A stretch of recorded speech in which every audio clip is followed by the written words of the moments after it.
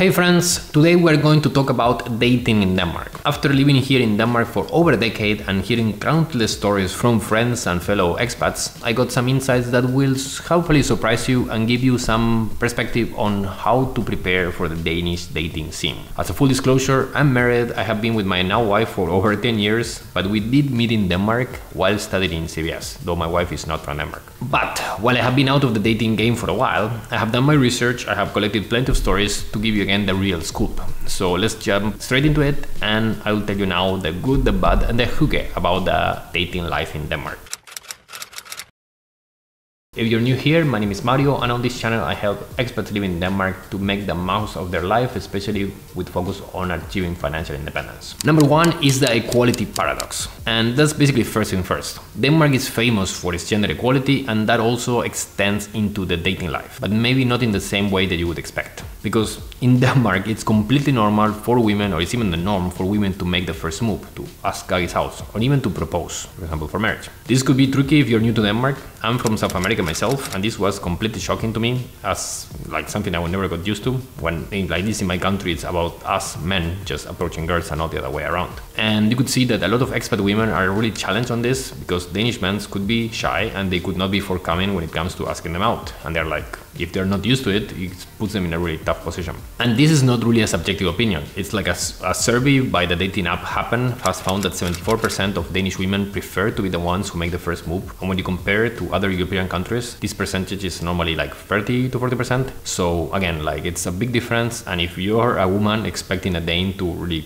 get into the first move, you could be waiting for a while. And again, I could be generalizing here, but the reality is that this is more the norm for most people, and it's something you should be aware of. The second point is the alcohol factor. Alcohol, it does play a significant role in the Danish social life, and that also includes into dating. So many Danes feel more comfortable flirting and approaching potential partners, after a few drinks. And basically, there's also a study that basically says that Denmark has the highest binge drinking rates in Europe, with 37% of adults reporting heavily episodic drinks over the last 30 days.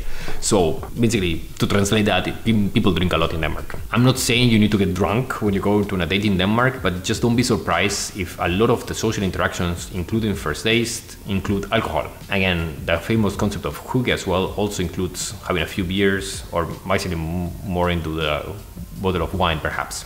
If you're not a drinker, for example myself, I don't really drink much, just be forthcoming about it, and don't be afraid of it. There's of course opportunities to meet for a coffee, to go for a walk, but just be aware of, the culture and also your context to dating involves a lot of drinking. Number three is the Danish directness. And Danes are known for being direct, and this applies also for dating as well. On the plus side, it means that there's a lot of less game playing and trying to understand the signals that you might find in other cultures. Like in my country, it was a lot about trying to understand what the other person is saying, but again here it's very direct. For some people this can come up as bluntness or even rudeness. Again, if you're not used to this communication, but if you have worked in Denmark or you have the experience, this will not sound as new. But again, don't be shocked when a Dane or someone that has lived in Denmark for a while just tells you outright they're not interested in you, or they expect some clarity of you, and so on. People are just direct. So my tip here is that you appreciate this clarity and this directness, and try to not make yourself awkward out of it, and then to embrace it on your own side as well. It's nice that then you can be direct and tell people, or tell a potential partner or someone you're dating about your feelings and what you want from them. And then,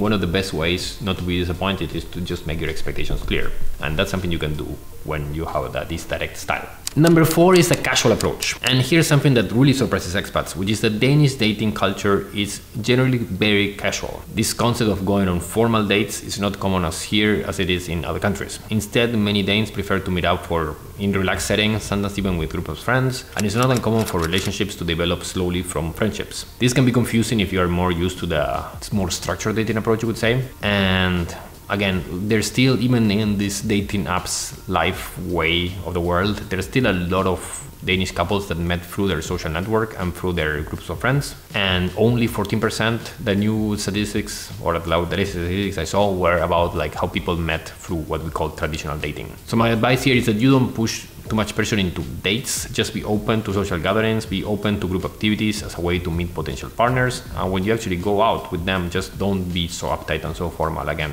we have the directness, that's okay, but then just relax about it. Number 5 is the independence factor. And Danes really value independence highly, and this doesn't change when they enter into a relationship. If you're used to spending every waking moment with your new partner, you might need to adjust your expectations when you move to Denmark. Because it's normal in Denmark, and we would even say healthy in Denmark, for couples to have separate lives and separate interests. And just don't be surprised if your Danish partner wants to maintain his or her own group of friends, their hobbies, and so on. I have seen it with myself, with my wife, that she still, or myself, we travel alone, separately, we do our own things on our own. We have a lot of things that we do as a family now that we have kids, but each one on their own, and we really value this independence. And it's not like, for example, in South America, where people are a lot more glued together, you could say. Again, the key theme here is to find the right balance that fits you and your partners of the future. And the idea here is that try to find a way to get as much independence that the partner needs or that you need, while at the same time having the social bond and connection that you might also feel. Especially in winter, it's nice to have someone to hug, right? So now let's talk about the Danish app scene. So in Denmark, like everywhere else in the world now, dating apps are a big part of dating lives of a lot of people. And you have Tinder, you have Happen, you have Hinge as very popular apps here. And these apps have basically become a staple of the Danish scene, especially in urban areas like Copenhagen. While you still have a lot of the social thing that I just told you about, there's still like a lot of people use the dating apps as they do in other countries. When it comes to dating apps, the kicker is that Danes approach dating apps with the same directness and the same casualness, you would say, that they have in-person dating. So don't be surprised if someone suggests meeting up for a beer right after matching. And remember that, again, women are as likely as men to make the first move on apps as they are when it comes to being in person. Again, my advice is that if you're using dating apps in Denmark, just be prepared for a quick transition from online to offline. Again, Danes prefer to meet in person sooner rather than later. So again, that's for you to then make that move. I have seen from what my friends told me is that there's a lot more focus on finding a long-term partner in the Danish apps versus a more casual connect when in comparison to other countries. But what has been your own experience on dating in Denmark? Let me know in the comments below. And if you found this video helpful, don't forget to like and subscribe for more insights into expat life in Denmark. Next up, you should check my video here that will give you the 100 best things about living in Denmark. And it could be handy again for potentially planning some date ideas in the future. Thanks for watching and all the best.